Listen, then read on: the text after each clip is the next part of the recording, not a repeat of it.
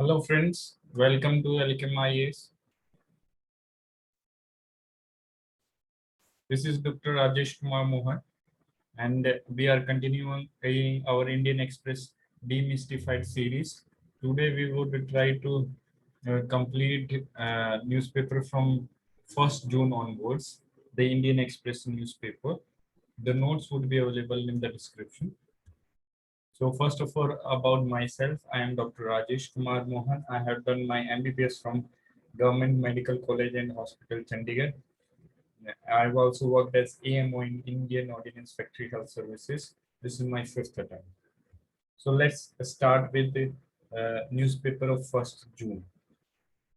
So the first article that we are going to discuss is titled as Big Tax Excesses, and it is written by Bhupender Yadav. Bhupender Yadav is a National General Secretary of BJP and is member of Rajya Sabha. So what the article is saying is that big tax excesses. It is written in the context of these big techs like Amazon, Twitter, sorry, not Amazon, like Twitter, like Facebook, WhatsApp. They are saying that the newly bought out IT rules 2021 are against the freedom of speech and expression. So it is a point by point rebuttal of mm, uh, all the accusations that these social media companies are hurling at the government.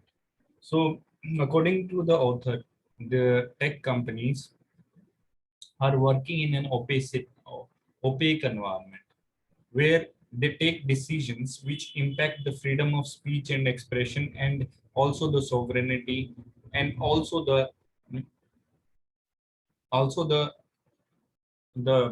life of the people. And these decisions are taken in a very opaque manner, and in fact they are serving as a censors. In fact, many of the Twitter handles of some prominent members of affiliated to the ruling party have been disabled. So, what? So there is certainly a need to differentiate between utility of social media and preventing the misuse of social media. Social media has been used in order to commit crimes also, like we have seen the cases of mob lynching that were inspired by social media. So what are the for in order to understand why the new rules under the Information Technology Act are needed at this present, and why the argument of these social media intermediaries is flawed. We should know what is the content of these IT rules 2021. First of all, the aim of IT rules is to establish a grievance redressal system, an effective grievance redressal system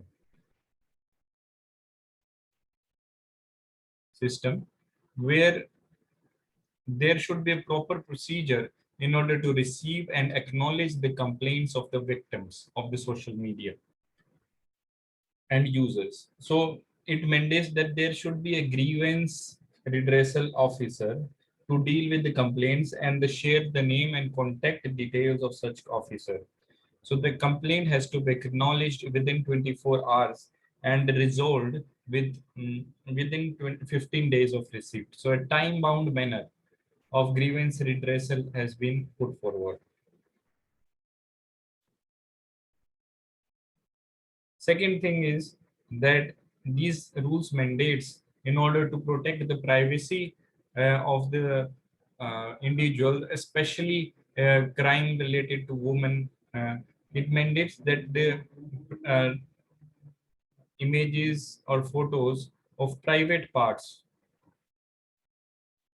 of an individual, either full or partial nudity or a sexual act, uh, has to be removed from the platform within 24 hours of receipt of complaint. If someone complains that these private parts are objectionable, they should be removed within a time phase of 24 hours.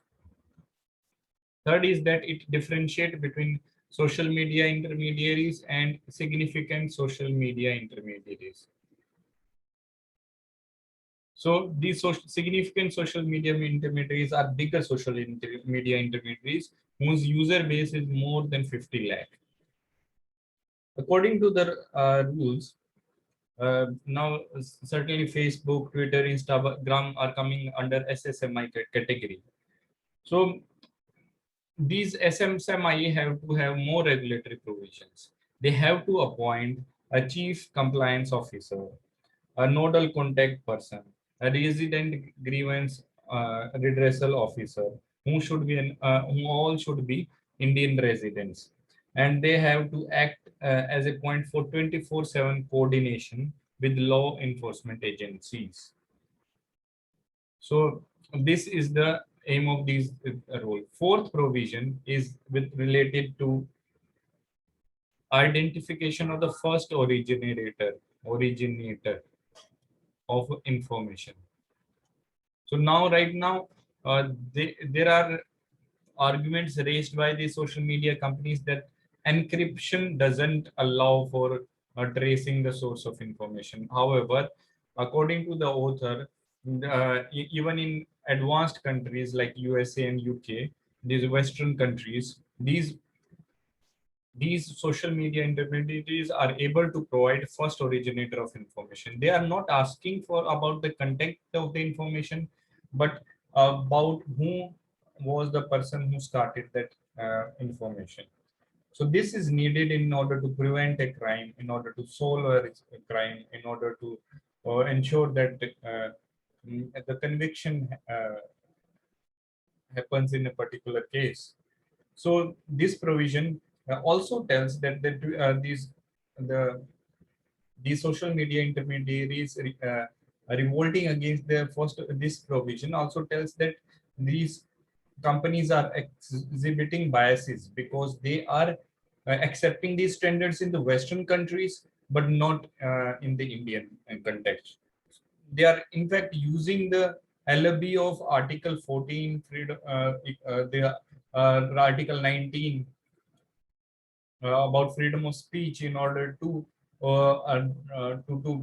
avoid any kind of responsibility or accountability that they should have, and they are working in opacity.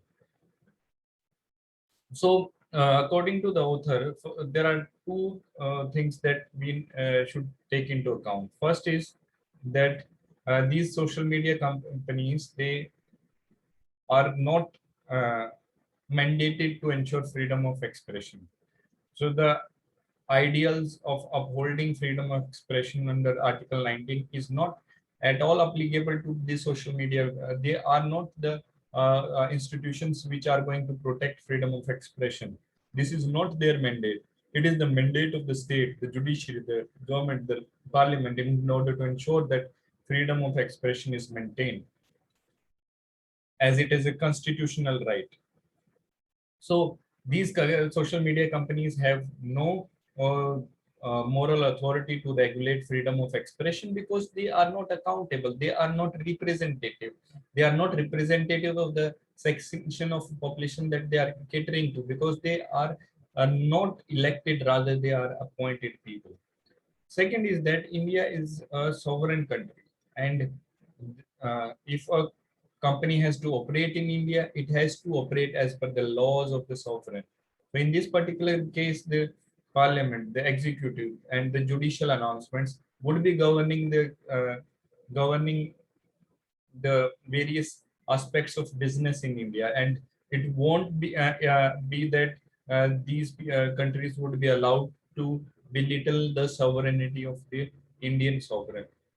So this article elaborately discusses about these new information technology rules 2021. What was the need? Because there was opacity in functioning of the social media intermediaries. They used to act as sensors. Then what are the provisions? Provision of grievance redressal system where officer would be appointed, a time-bound inquiry has to be done, ensuring that the private parts are removed from the social media platforms within 24 hours of the complaint, division of social media intermediaries into significant and normal, significant more than 250 lakh, where resident Indians would have to be appointed to posts like CCO and CPRGO, would coordinate with law enforcement agencies on a 24/7 basis, and in order to identify first originator of information. So let's move on to the second article. We are going to discuss related to 1st of June. It is written by C. Raja Mohan, and it is about how Pakistan plays the world. Pakistan has played with the world. So how Pakistan plays the world. So it is about how the Pakistan's foreign policy have been able to navigate through the various aspects uh, of its functioning. So according to the author, as per the author, Pakistan was created, Pakistan and India, when they were created, they had different security environments. Pakistan was a smaller nation, so it had to ensure that its survival should be ensured. There were question marks over its survival. However, India considered that it is a big country and it has no enemies at that point of time. So because of that, both of the countries followed different policies. In this regard, we have to differentiate two aspects of foreign policy: autonomy and alliances. So what is autonomy? Autonomy is a desire of any country to function as per its requirement, to exert its choices to influence other countries. And alliance is about, in order to ensure that certain foreign policy objectives are involved, the people, the sovereigns, the state nation states collaborate with each other on certain aspects, be related to security, for the economic reasons or other reasons.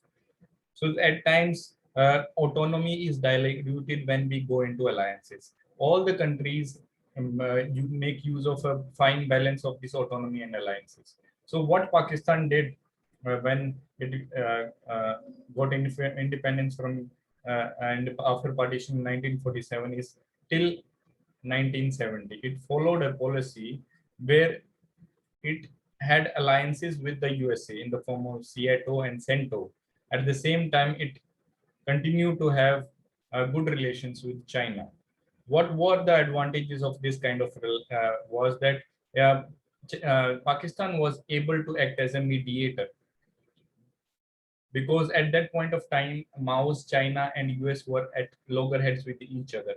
Because of that, the Pakistan got geostrategic advantage at that particular time. And because of that, it was able to become part of these alliances also.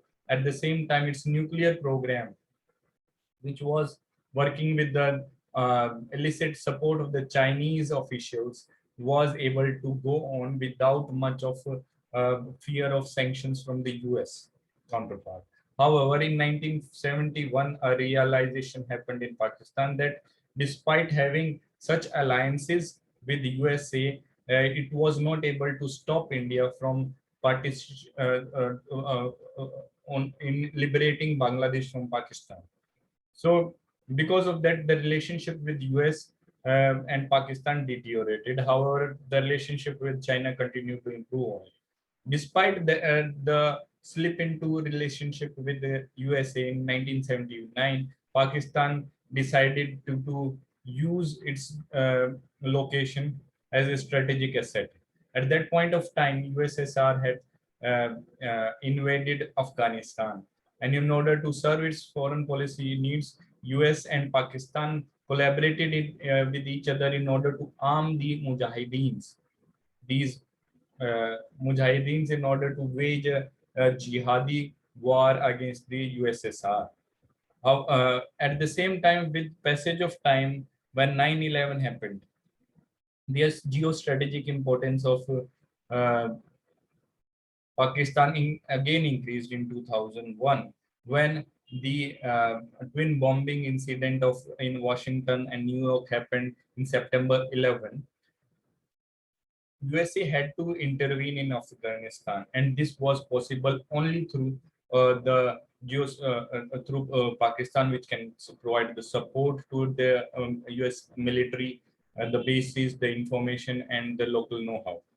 At present, what we are witnessing, especially 2020, 2010 onwards, that because of US is withdrawing from Afghanistan. Because of that, there are no permanent stakes of US in order to engage with Pakistan. At the same time, relationship of USA with India are improving in the context of the Indo-Pacific equation. So right now, Pakistan is trying having a very good relationship with China. However, its relationship with USA is deteriorating. People may say that Pakistan would not be able to cope with the present geostrategic environment that is happening in the world. However, according to the author C. Raja Mohan, Pakistan is in fact trying to have high-level talks with USA in order to iron out the differences between the two countries. And we should not take Pakistan for granted and say that it would not be able to navigate through these equations. History has told us that Pakistan has been able to use the various aspects of foreign policy to its advantage, and it has played the world. Uh, be it till 1970, where it had a relationship with both USA and China, from 1979, which where afterwards, which was Pakistan was not much hesitant in order to re-engage with the USA. Also in 2001, it was able to gain a geostrategic advantage out of its location near to Afghanistan. And also, while this support to US in war against terrorism, it clandestinely promoted the Taliban and engaged with it in order to serve its foreign policy needs. So, according to C. Raja Mohan, Pakistan has played the world in as we see the history. It can play in future also. So, our foreign policy experts have to be very cautious and have to be energetic in order to ensure that whatever changes happen, we should be able to maneuver against those challenges and are able to meet our foreign policy objectives. So let's now move on to the next day, the 2nd June newspaper. So in this newspaper, the first article that we are going to discuss is why controlling non-communicable diseases is a key to fighting COVID.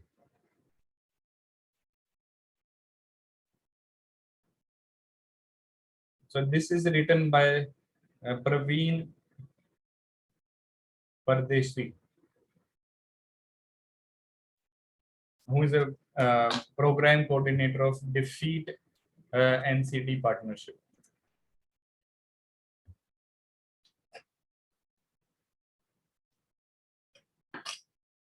So we all know that COVID is a communicable disease. However, in order to fight with COVID, we have to focus on non-communicable diseases.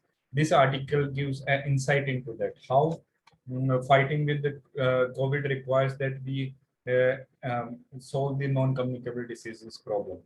According to the author, the mortality in case of India related to COVID is 50% less in India.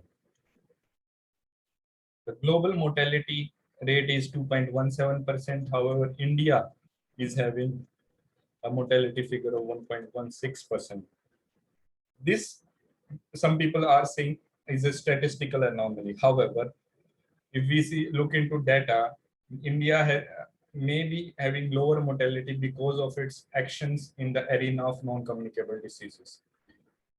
It is said that COVID related mortality, 70% of the mortalities are on account of the non-communicable diseases that get exaggerated during the COVID illness. For example, if there is a coronary artery disease, there is a pulmonary coronary obstructive chronic obstructive pulmonary disease is there. There is a hypertension is there. So diabetes mellitus is there. These chronic diseases get exaggerated and result in the 70% of mortality. So the solution to fighting with COVID would be through handling the non-communicable diseases. What has been India's strategy? And because of India's successful strategy, we have been able to have a lower mortality compared to the global figures. Also, at the same time, India's neighborhood countries are having higher mortalities as compared to India. So India is having a target that we have to reduce this premature mortality on account of non-communicable diseases by 25% by 2025. So in this regard, multiple initiatives have been launched. Recently in the budget, we launched Atmanirbhar Swasth Bharat scheme, the recent budget only. So it is a major initiative which is having investment of about 64,000 crore in order to strengthen our infrastructure. So our policy has been a twin one. One is to strengthen the public healthcare infrastructure, at the same time providing the protection, financial protection from these non-communicable diseases. How it is has happened is that we have first of all expanded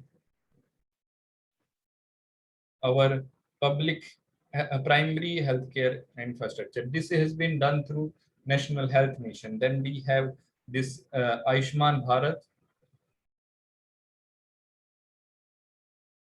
Health and Wellness Center initiative, where the plan is to establish around 1.2 lakh primary health centers,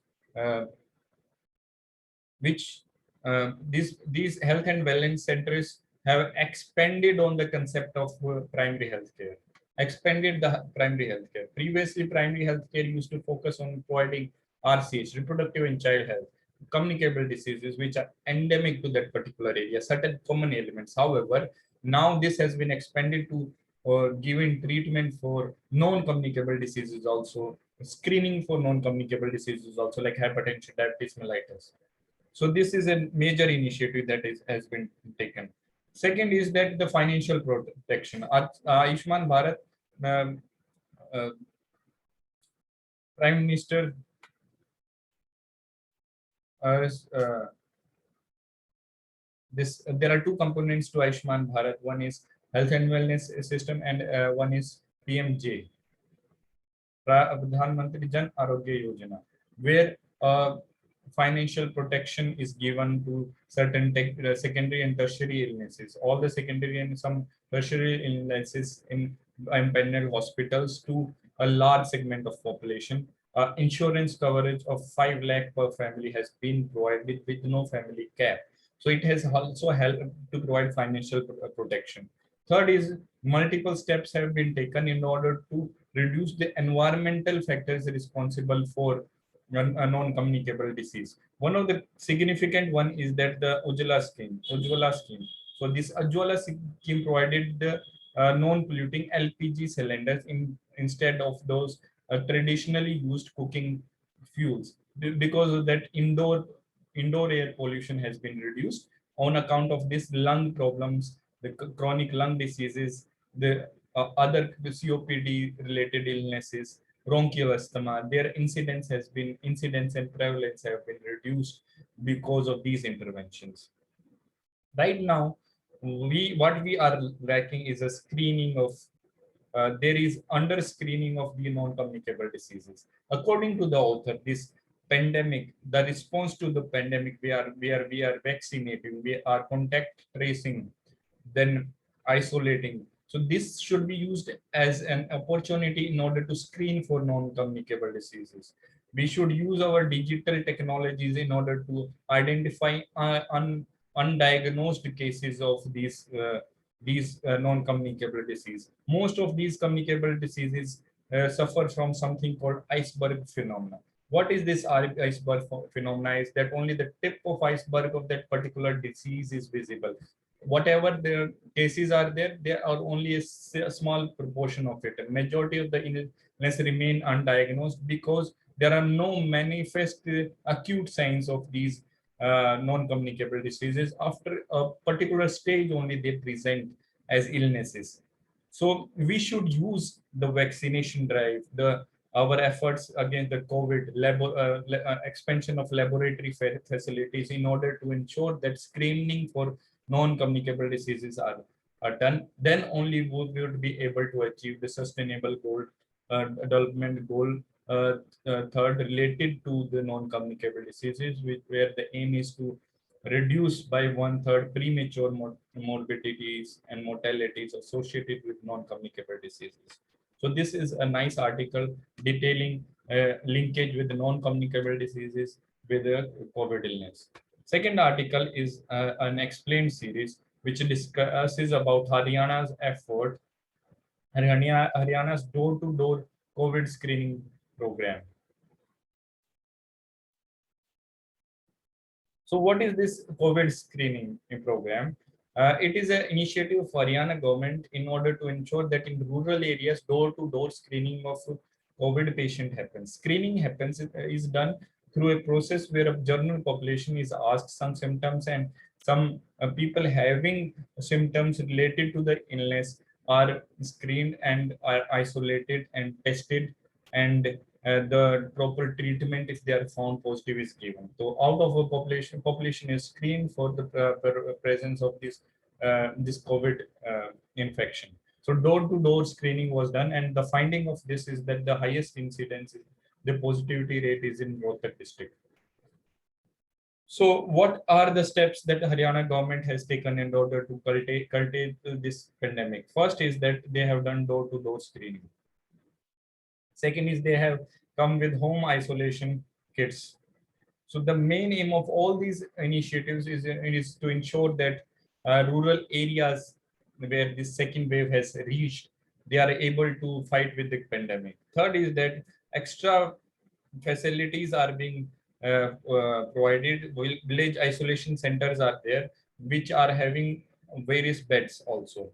Then there is a strengthening of community health center along with a strengthening of ambulance services, so that in case of any referral, a robust referral mechanism is established where a serious patient is able to reach the tertiary care health hospital on time. So strengthening of community healthcare system has also been done. Strengthening of PHCs has also been done. The provisions of e-Upkar scheme have been extended to these PHCs. At the same time, oxygen supply has been ramped up through something called PSA uh, oxygen plants are being established across various hospitals. So in relation to this, we can discuss what is medical oxygen and what are these um, PSA plants. So what is medical oxygen? Generally in air we have oxygen, but that oxygen is that percentage of oxygen is very less. In fact, it is 21% only. Medically grade oxygen is having higher percentage of oxygen. And second is that it is more pure. The impurities are not there. In case of industrial grade oxygen, impurities are there. Some poisonous cases may be there because it is to be used by for the human beings. So the purity of this oxygen has to be ensured. And third, this can be given only on after prescription because it is considered a form of drug because it is used in various illnesses. So having said that, so what is this PSA oxygen plant? So how this medical grade oxygen is made, uh, so that we have to discuss. So, so these are basically, these are using, A means adsorbent, pressurized solvent absorbent, something like that defined. So some zeolite absorbent are used. The open air is passed is pressurized and pass through these absorbents. Because of that, these these zeolites have very high surface area, and because of that, the nitrogen and other gases get stuck here, and a higher percentage of oxygen is produced, and that can be used to it supply the hospital in order to meet the needs of medical oxygen. This is one of the mechanisms in order to produce high concentration of oxygen, in order to fill the cylinders and provide oxygen to the patient. So many PSA oxygen plants have been established across the length and breadth of the Haryana state in order to ensure that oxygen demand is taken care of. These are this explains article. This is telling about what are the various initiatives that Haryana government has taken in this regard. Let's move on to the third article we are going to discuss. So it is an explained series is where did COVID-19 virus come from? So the Wuhan lab leak theory is again gaining credence. Initially, during initial phases, it was labeled as a false theory, and people used to believe that it is a right-wing conspiracy theory, and it is being promoted by erstwhile President of the United States, Donald Trump, where the idea was that there is a Wuhan Institute of Virology. The scientists there were conducting some experiments, and in a process, the coronavirus got created, and this got leaked from Wuhan lab, resulting in the spread of the virus throughout the world, initiating in the Wuhan Institute of Laboratory. Why is it important? Is because it puts up some ownership, some accountability on China if something like this has been done, because this virus has wreaked havoc across the world, resulting in huge mortalities, morbidities, economic loss throughout the world. So previously it was not there. Now, recently scientists are saying that there is a credence to this lab leak theory. What are the reasons the scientists are saying that there are some this lab leak uh, can be a reality also? First of all, the researchers at Wuhan Institute of Virology, it has been documented they had fallen ill way before December 2019, when first case was um, case was identified, or rather reported. First case was reported by China. There were staff members of Wuhan Institute of Virology that were infected. These researchers were infected with the coronavirus related severe acute respiratory illness, and the virus was there. Second was that there is an incident with regard to the bat and caves. So this is these mines in Wuhan, Yunnan province. So this is an interesting thing. So in 2016, Chinese scientists were conducting a research on rat G13, a bad coronavirus. Uh, uh, after illness was reported in mines of Yunnan, where 6 miners had died in 2018 or 2012. So what is this?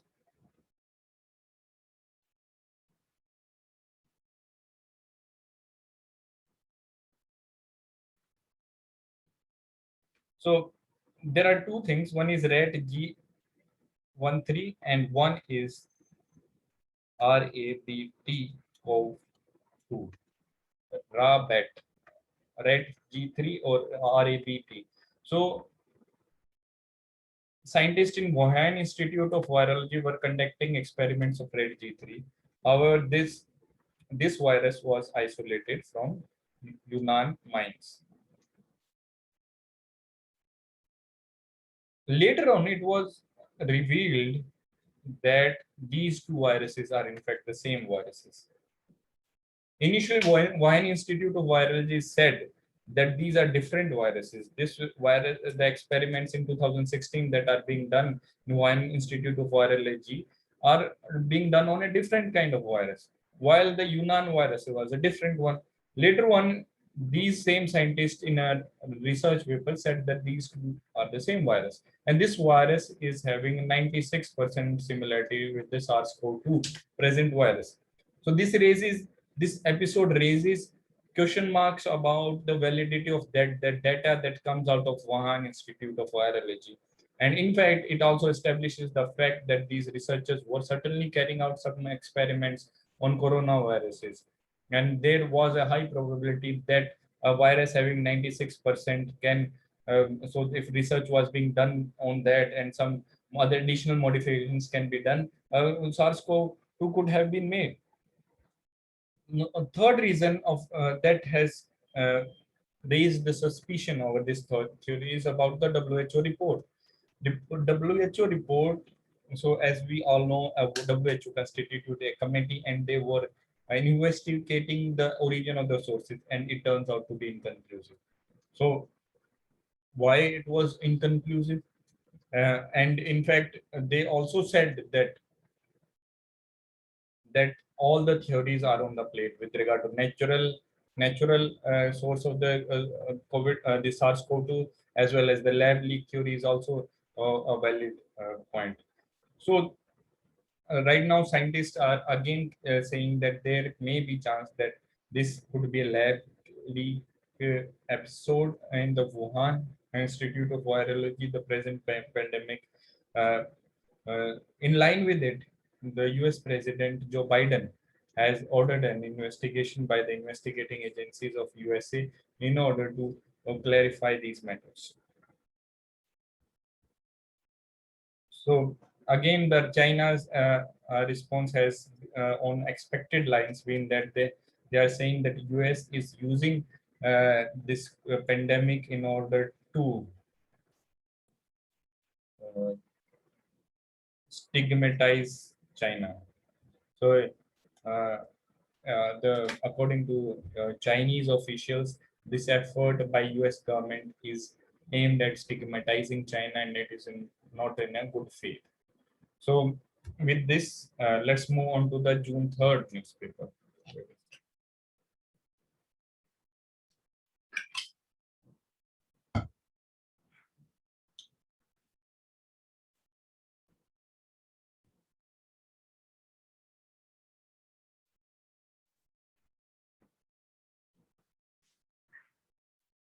So most important article, it is an IR related article, and only this article is important, is that a group of former diplomats have written an article telling that the criticism of Prime Minister foreign policy is unfounded. So they are giving the steps taken by the present government as a counter to the various criticism of the Prime Minister's foreign policy. First criticism that is labeled is that there is a great disconnect between what historical foreign policy was there and what present foreign policy is there. However, the reality is that there is a continuity in India's foreign policy. First is take the example of nuclear diplomacy. So the BJP government under Atal Bihari Vajpayee ji, they made India nuclear and even engaged with US in strategic discussions in order to resolve issue. But later on, UPA government under the leadership of Prime Minister Manmohan Singh, they were able to clinch a civil nuclear deal. So there was no disconnect between there was a seamless continuity between of India's foreign policy in nuclear matter. Take the example of Pakistan. Even during the UPA time also, the relationship with Pakistan deteriorated. Dialogue and deterioration are a recurring theme with India and Pakistan relationship. And this is on account of the Pakistan belligerent attitude, where they are using terrorism as an instrument of foreign policy. Third is with relation to the US, this Malabar exercises. The Malabar exercises began in 1990s, and it was later on extended, resumed in UPA time. Now the idea of Malabar exercises and then Quad is there. So this is a continuity. Previously we had Look East policy. Now this has been converted into the Act East policy.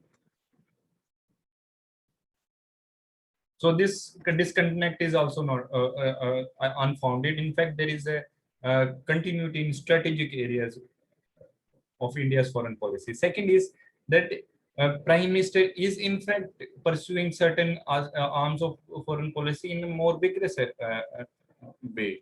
One is with regard to the maritime security. We certainly see that there has been improvement in India's capabilities in this area. India's Navy is more empowered to take on the maritime security related issues.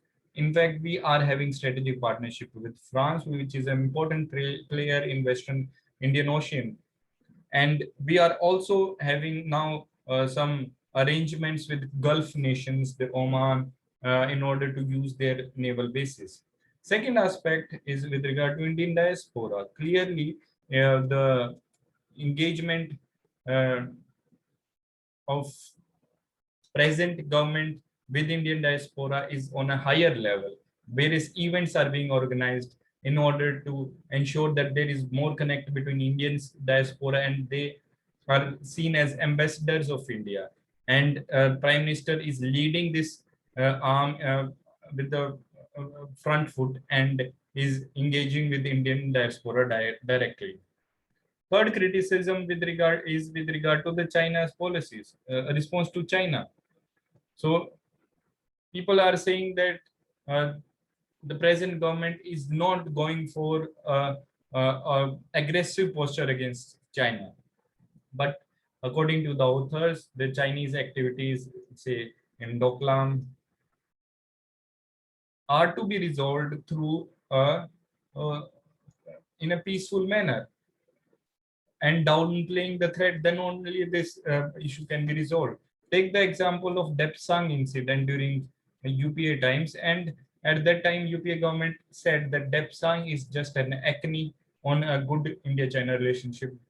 So one man upmanship would not result in solution of problems with China. China is in reality interfering with our neighborhood, and we have to respond to it. But that response has to be um, not jingoistic, but has to be a coordinated effort like what we did in Ladakh recently, where the standoff and between India and China was there. At the same time, certain authors are glossing the China's aggressiveness. China is getting more and more aggressive, and we have to devise mechanism in order to settle it, in order to contain it, because of its action not only in with the borders area, but also in South China Sea, Indian Ocean. Everywhere China is becoming more aggressive, and we have to respond to it, and we have to respond to it through diplomatic and military means, and not through jingoism. And last criticism that is been leveled is that so one more criticism is there, that India is having great disconnect with the world. People are saying that India used to be a liberal democracy. Now the connect with the Western world has reduced. However, India is engaging with the world. First of all, India, Honorable Prime Minister had multiple visits to various countries. India is engaging at a UN. We are non-permanent member of Security Council. Then G7 meetings, BRICS meetings. So all these platforms, India is playing a proactive role.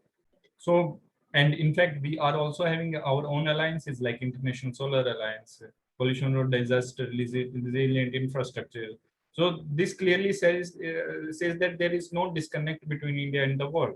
Sixth element, this sixth criticism that is leveled against the present government is with regard to the usage of the foreign policy in order to serve domestic interests. But that is a reality of foreign policy. Foreign policy is used for domestic reasons only. Take the example of US. So the US war on Iraq and on terror had ramifications, and in Afghanistan had some domestic purposes also. Take China's wolf warrior diplomacy, which is also aimed at whipping up the nationalism in the domestic arena. So uh, we cannot say that it is a wrong thing to do, that a foreign policy should be used for domestic interest. Domestic interests are the driving force behind foreign policy. Foreign policy is in fact not a moral science. So with this, June 3rd article comes to end. Now let's move on to the June 4th articles. So first article is by Faizan Mustafa.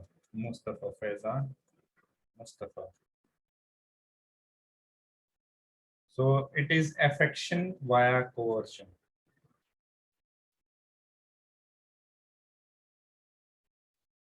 The context of this article is the sedition law. Sedition law is section 124A of IPC. So recently, we know Dua, who's a journalist, so sedition charges were slapped on him, and Supreme Court quoted the historic Kedarnath judgment in order to say that freedom of press is protected, and the guidelines issued in Kedarnath case judgment hold in case of sedition law. And the main theme of this Kedarnath judgment was that the sedition law uh, uh, cannot be used to silence criticism of the government. There is a difference between lawfully elected government and the people who are manning these institutions of governance. So, and at the same time, sedition would come into picture only when there is an incitement to violence, direct incitement to violence. Then only sedition charges would be imposed. So, taking this as a central idea, Faizan Mustafa is detailing the history of how Section 124A was created, how it implemented, and what is this affection via coercion. So sedition basically criminalizes disaffection. It says that people should love the nation, love the government, lawfully elected government. But this affection is happening via coercion of this law. According to Faizan Mustafa, this affection cannot be uh, ensured through coercion. Affection needs good activities and good things, and it would be automatic. Legislating an affection would not be possible, and Section 124A, in fact, does exactly the same. It ties to legislate an affection for the state institutions.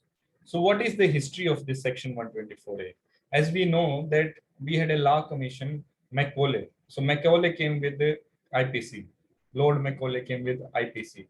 However, sedition was not a part uh, of IPC. So what Lord Macaulay did was he codified all the laws. So that's why the name is Indian Penal Code. Code is there. They codified all the laws into a book so that there is a uniformity, and uniformity needs application, easy availability. So there was no section dealing with the sedition in initial IPC, and treason was there, but treason was confined just to levying war. However, in 1870, what happened is that Sir Stephen decided to introduce this Section 124A sedition law. Reason was the Wahhabi movement. Wahhabi movement was a Muslim revivalist movement during the colonial times, when Wahhabi saints used to go from village to village in order to say that the Muslims should wage a war against the British colonial empire. So, in order to tackle this Wahhabi movement, Sir Stephen introduced sedition law in Section 124A. Later on in 1922, famously Mahatma Gandhi during his trial said this Section 124A is prince among sections which political sections of IOFHS designed to suppress liberty of the citizen. So this sedition law is having a um, very uh, bad historical precedent. It was not there initially. It was introduced with an aim to tackle a movement. It should have been removed afterwards, but it continued in the law books. In fact, when we go a step further during the constitution making process, Constitutional Assembly had a subcommittee under Fundamental Rights Subcommittee under Sardar Patel. Initially, Sardar Patel tried to put that sedition would be one of the exception of freedom of speech under Article 19. However, due to the criticism by various members of Constituent Assembly, it was removed. So right now, sedition is not a reasonable restriction, is not mentioned under Article 19. However, the constitutional validity was taken care in the Kedarnath case of 1962, where the Supreme Court clearly said that, first of all, the law is constitutional, but it tried to say that there are 7 principles which we have to abide by while implementing these laws. And these some of these major provisions of the 7 principles is that the lawfully elected government is different from the people manning that government. There has to be direct incitement to violence in order to label it as a sedition. Some multiple other sections are also there. So that is the Kedarnath Singh guidelines that have come into news. We have taken a historical perspective also how this law evolved, how it is seen as contrary to the ideals of freedom of speech, why it should be removed. Next is COVID advance. This is an economic news. So COVID-19 advance. So there is a provision of employees provident fund organization. So these government employees, they have provident fund. From this provident fund, people are able to remove the money as per the need. Uh, the guidelines were that these can be removed only in case of emergency, and only a limited amount could be removed. However, due to the pandemic, the expenditure of the people has increased. In order to serve this expenditure, second advance has been also initially also people could remove 3 months of EPFO from their provident fund PF from their PF account, and now second advance has been allowed by the EPFO organization. What are the experts are saying? Should we go for take taking the help of this advance? First of all, one should remember that the interest rate earning out of this saving is very high, close to 85.5%. So for routine expenditure, we should not use this facility. However, we are using certain some necessary expenditure is there, some debts are there which are highly unsustainable, then we can use this window in order to settle our debts which are rising at a very high level. Second, we can use it to pressing expenditure like health related expenditure, which are very needed, much needed for survival. It's very difficult to get a credit in that regard. So it would increase the liquidity in that particular sense. So this article was there. Next article is about Model Tenancy Act. So the in 2019, a draft guideline with regard to Model Tenancy Act was passed. Now, a final guidelines have been issued by Union Cabinet. So, what is a Model Tenancy Act? It is a model act which would be taken as a template through which states can reform their tenancy laws. So, why there was a need for this act as such? According to Census 2011, so in urban areas, close to 1 crore households are lying vacant. So clearly, it is a so this huge market is there, and we are having huge unmet need of housing is there. And there are various committees also which say that investing in rental housing would be more equitable and would be more helpful for migrant and vulnerable sections of the society rather than affordable housing. So, what are the aims of the this act? The aims of this act is to formalize shadow market of rental housing. So at present we are having shadow market where unwritten contracts are being used in order to unwritten contract without any contract renting is being done. Second is to the vacant property which is lying vacant. So the aim is to uh, unlock this property, then increase the rental yields and remove exploitative practices, and procedural barriers would be improved, improve transparency and discipline. It would be applicable to both rural and urban areas. And so that is the there. So what are the provisions of this Model Tenancy Act? First provision is that it would be applicable to rural and urban both areas.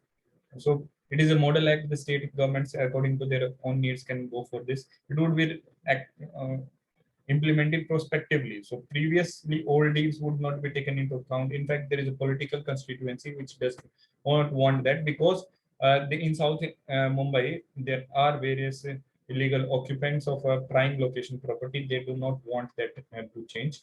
Uh, Third is that there would be a no monetary saving on the rental. So the rental yields would increase because of that. A digital platform would be created in local vernacular languages for submitting the tenancy agreement, and it would be must that agreement would be there. Without an agreement, a tenancy would be termed illegal.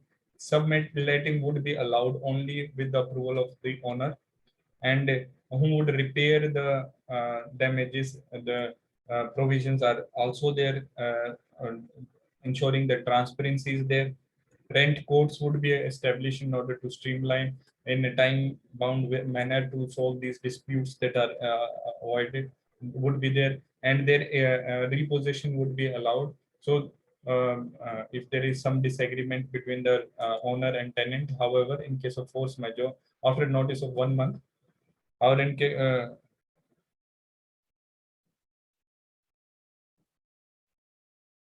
and if this tenant refuses to vacate, landlord can claim double the monthly rent for 2 months and 4 times the month rent thereafter. So that kind of would be there, and force majeure would be applicable. Force majeure would be that a vacation would not happen in case of a disaster. So sudden disaster would be there. So these are certain provisions, and there are protections with regard to how much security would be there.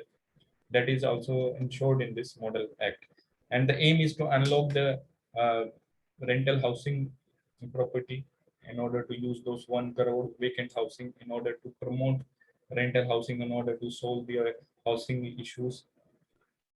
In fact, under the Pradhan Mantri this Awas Yojana urban component, 20% of the expenditure has to be on rental housing. So the rental housing is important. Because of that,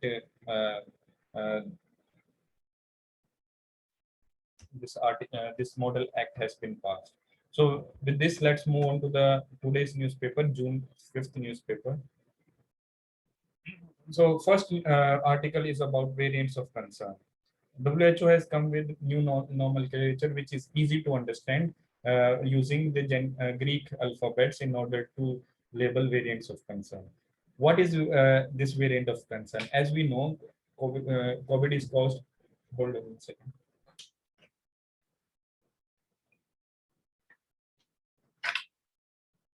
COVID is caused due to SARS-CoV-2. This virus, when it multiplies, it mutates a lot. This mutation results in new variants arising.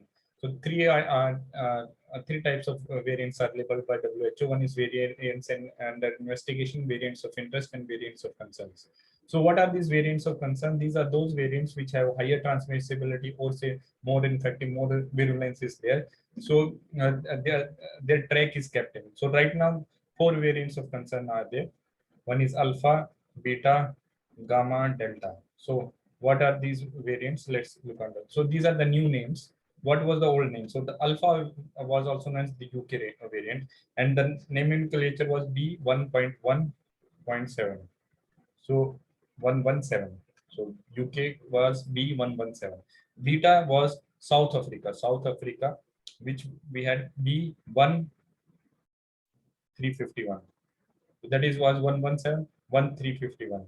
And the Gamma was Brazilian, that was P1 variant. And Delta was the Indian variant, which was the first identified. This is a subcomponent of B1. So this is a sublineage. Remember, these are direct lineages. So it is B1617.2, second one. So this is the Delta variant. So COVID, so it is a sublineage of B1617. 607, and this is the most prevalent strain in India also. What makes this Delta variant a variant of concern? There are 4 mutations are there. These are this has enabled it to increase the transmissibility. These are L4 to RP681,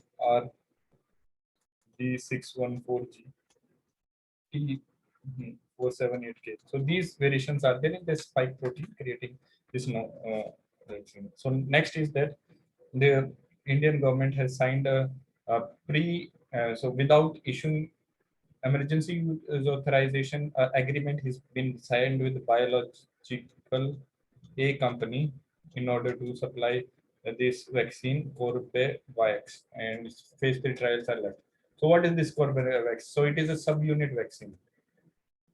So what are the in this context we can discuss what are the various vaccines that can be created, and all these vaccines are being used against this coronavirus also. The classification of the vaccines.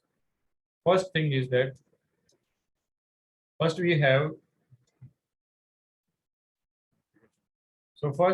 we have a whole virus vaccine. So these are whole viruses which are attenuated, killed, and that is supplied. So the immune response creates immunity against this. Second is subunit vaccine. Subunit vaccine, instead of the whole virus, we take a subunit and we introduce this subunit directly. But the problem with the subunit, this is an antigen, so it may not be able to, small antigen may not be able to provide that much immunity. So an adjuvant is used in order to increase, and some booster doses are also used for the subunit vaccines. Third is that we have viral vectors. So here a virus is used, so known virulent virus, so just like AstraZeneca. So that virus has the genetic material of spike protein. When virus hijacks this, and this spike protein is replicated by the cell. And fourth is direct signal is given. mRNA vaccines are there. This signal is used. Rather than making, so what happens generally is that this viral vector has the code for the antigen. This code is converted into cDNA. From cDNA, then mRNA is formed, and then RNA is formed, and then this protein of antigen is formed from the cell itself, creating this antigen, and the immune response is mounted. However, in case of mRNA, direct mRNA is given. So what is a subunit vaccine? What is this Corbevax? So it is a special type of subunit vaccine developed through recombinant DNA technology. So what is done here is that the genetic code is there, that the antigen is identified, that spike antigen is identified, then a recombinant vector is created. So say a yeast cell is there. So in this yeast cell, this is there, and this yeast cell is applied to multiply. Because of multiplication, as this is having the code, so it will produce that subunit would be created, and this would be concentrated, and after purification, this would be given to the patients, creating robust. So even adjuvant would also be added in order to increase the immunogenicity of these proteins. So afterwards, what will happen is that immune response will be developed. So what is the advantage of Corbevax? First of all, it is a very cheap. So the technology is well established, and it's a cheap technology. And in fact, the vaccine that would be created out of this company would be one of the cheapest best in India. And second is that this is the indigenous is there indigenous company is there, Indian company is there, which will be producing this vaccine. This vaccine would be is in advanced clinical trial stage. And this is the first vaccine where before emergency use authorization, the government has gone for signing a contract agreement to get the supplies, and in order to solve this supply issue that we are facing in the country. So next article is a lesson from an about turn. Lesson from an about turn. From an about turn. So this is in relation to China's now. So in China initially had one child policy. So that was in 2020 converted to two-child policy. Now three-child policy is allowed. So there has been an about turn in China's policy. So demographers are divided. What was responsible for declining total fertility rate in China? Some people say this one strict implementation of one child policy was there. However, this is a strict implementation had various adverse consequences, because just like India, China also has a son preference, and only one child is there because of the female feticide increase. When female feticide increased, the sex ratio got deranged. When sex ratio got deranged, it resulted in human trafficking. So all these problems were created by this one-child policy. Some also say that the decline in total fertility rate was not only about because of one-child policy; it is had multiple other factors to do related to it.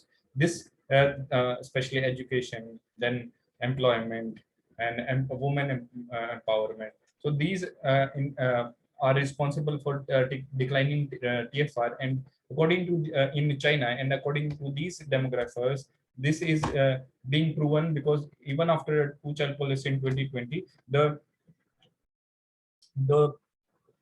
what we can say is that the TFR is continuing to decline even after 2020 also. So like there has been no step. So what are the issues with the declining such rapid decline on TFR? First of all, there is fear of depopulation. Second issue is with regard to increasing dependence. So in order to provide services to the elderly, the working age population would have to work more harder. In fact, the working age population may not be able to cover those dependent population. In order to ensure that this doesn't happen, many countries which are having TFR, say Korea, South Korea, Japan, these are Japan, France. So they are encouraging certain activities in order to also stem this decline in TFR. So what are the reasons beyond for declining TFR? First reason is that increasing education and increasing economic opportunity has enabled women to enter labor force. And in labor force, there is a huge competition.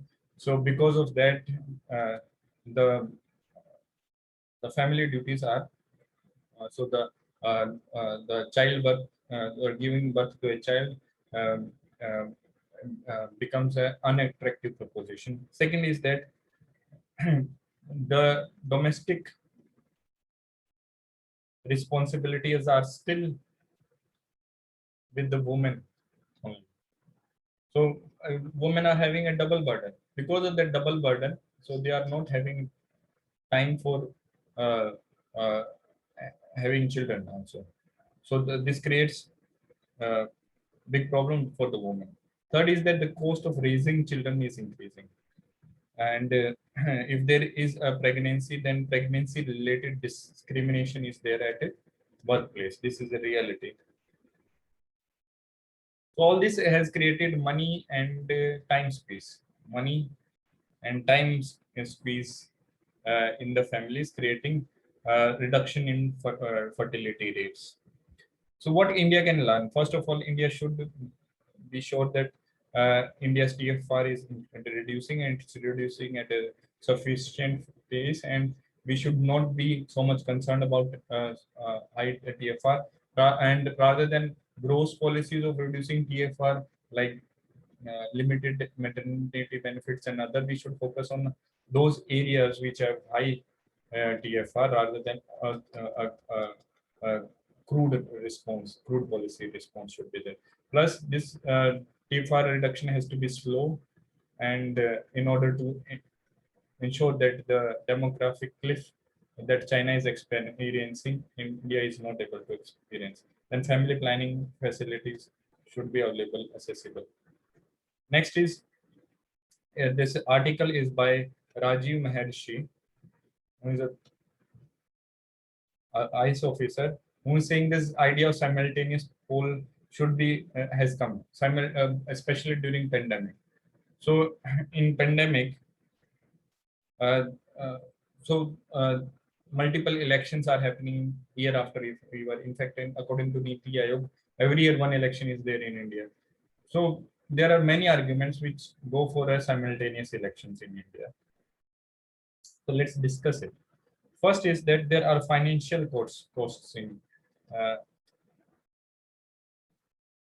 cost associated. What are the financial costs? First of all, conducting election, so it required huge man hours. Man hours. In fact, uh, man days. In fact, teacher duties are taken there. So and other costs like electoral polls have to be updated. The updation of electoral polls, that is a costly thing. And there are some indirect financial costs are also, because when model code of conduct is there, even though the policy has been passed in way before, but that what we call it as the tenders cannot be issued, so it result in delay. So delay result in increasing cost of the project. So that has a financial cost associated with it. And th- third aspect is that financial costs all indirectly also because leadership is missing during these days. We should know that politicians are also the ministers.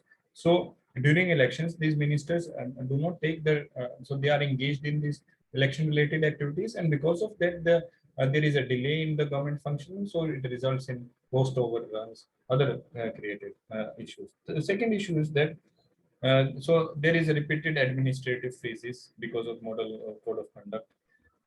Then security forces. So these security forces have to be deployed for election duties. Because of that, there is a fatigue in the security forces. Plus, the national security of the country is also endangered because in during those times, these left-wing extremism, so all these problems crop up. And finally, one argument that people are saying that it is two argument that is generally raised is that with regard to regional parties, they would be losing their hold because of simultaneous, and it would require a constitutional amendment. So first thing is that regional parties, with regard to fate of regional parties, in fact, in his book Ornit Sani, the uh, uh, author has said that Indian citizens became voters before they become Indians. So they got voting rights before they. Uh, so we should not misjudge uh,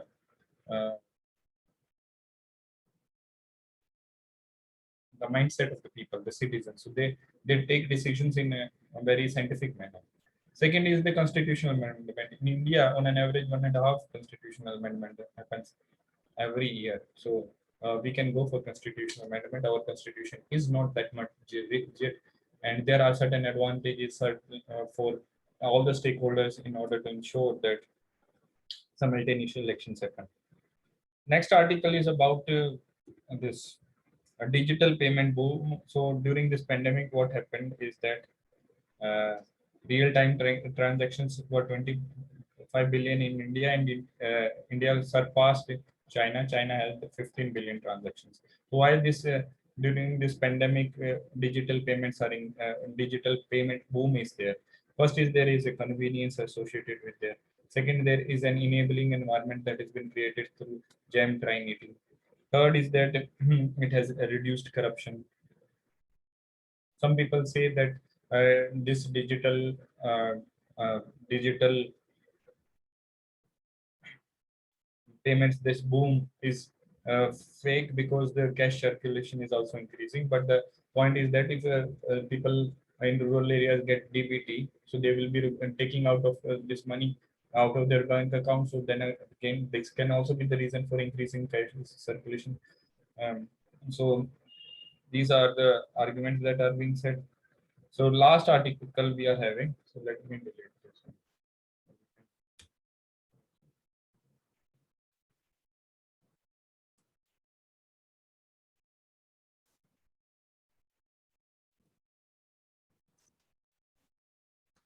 So the last article is a very interesting article. In fact,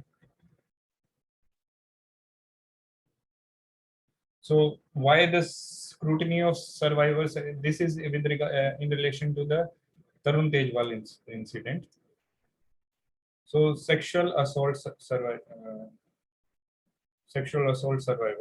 So how has been the Indian jurisprudence? Why there are stereotypes and sex myths are creating this problems for women rights? It is written by Arundhati Karju. So the jurisprudence has evolved out of the Supreme Court judgments and Parliament's various laws. So in Tarun Tejpal case, these problems are highlighted. First of all, justice should not be based on stereotypes and past sexual history, because this would result in um, more acquittals and conviction would be there. Well, lesser conviction is there if there are stereotypes and past sexual history is taken into account. In fact, it goes against Article 15, which prohibits discrimination, and Article 14, which guarantees equality to law to all the women also. So, what has been the evolution of rape trials related jurisdiction? So, so in a rape trial, there have to be two things that have to be established. One is that sexual intercourse has happened, and second is it was against the will, against the without consent. So previously we had something called Section 155(4) of Indian Evidence Act, which said that immoral character, the character of a woman, if she had a previous sexual history, so that would be admissible as a court evidence. And it also felt it's mentioned in two-finger test. If two fingers are passing in the vagina, so the doctors used to find that there is a habitual, the patient is habitual to sexual intercourse. So these things were removed on the recommendation law commission. And second one, this was removed on the recommendation of this section 155 was removed. At the same time, there was a Mathura rape case. So in 1979, what happened was that a Adivasi 14-year Adivasi girl in police custody was raped, but uh, basing on rape myths that this girl had previous sexual intercourse related history, so these were acquitted. The accused were acquitted. This generated a nationwide protest against it. So because of that, multiple changes were happened in rape-related jurisdiction. So what are these changes that happened?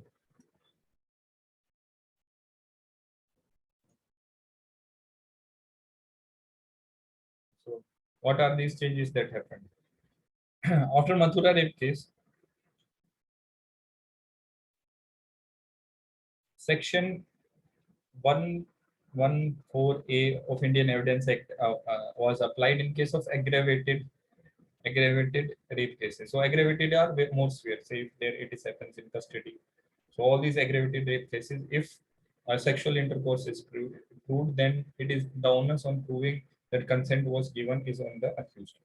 So this section 114A was introduced.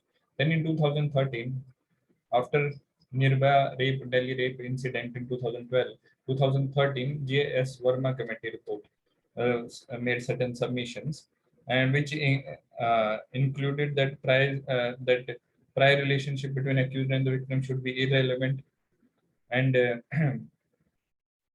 so because of this, the criminal law was amended in 2013, and section 53A now bars the use of evidence of this past sexual history as a character as a evidence for this. And at the same time, 2013 amendment also increased the mandatory minimum sentence for rape, which was 8 years. Now again, amendment was there, and now it has been increased to 10 years. In case of rape cases, minimum 10 years. So it has reduced the discretion of judiciary. But despite this, conviction rates are falling again in rape cases. So, according to Mrinal Satish, discretion, discrimination, and the rule of the book is there. He said that there is a stereotype that exists in our all the stakeholders, be it judiciary, be in the medical, even in the forensic medical literature, we can find stereotypes. So there is an urgent need to remove this stereotype so that the rape trials would be reaching their conclusion and the conviction rate improves and justice is delivered to the aggrieved woman. So with this, I think the newspaper is covered. Thank you so much and like, subscribe and comment.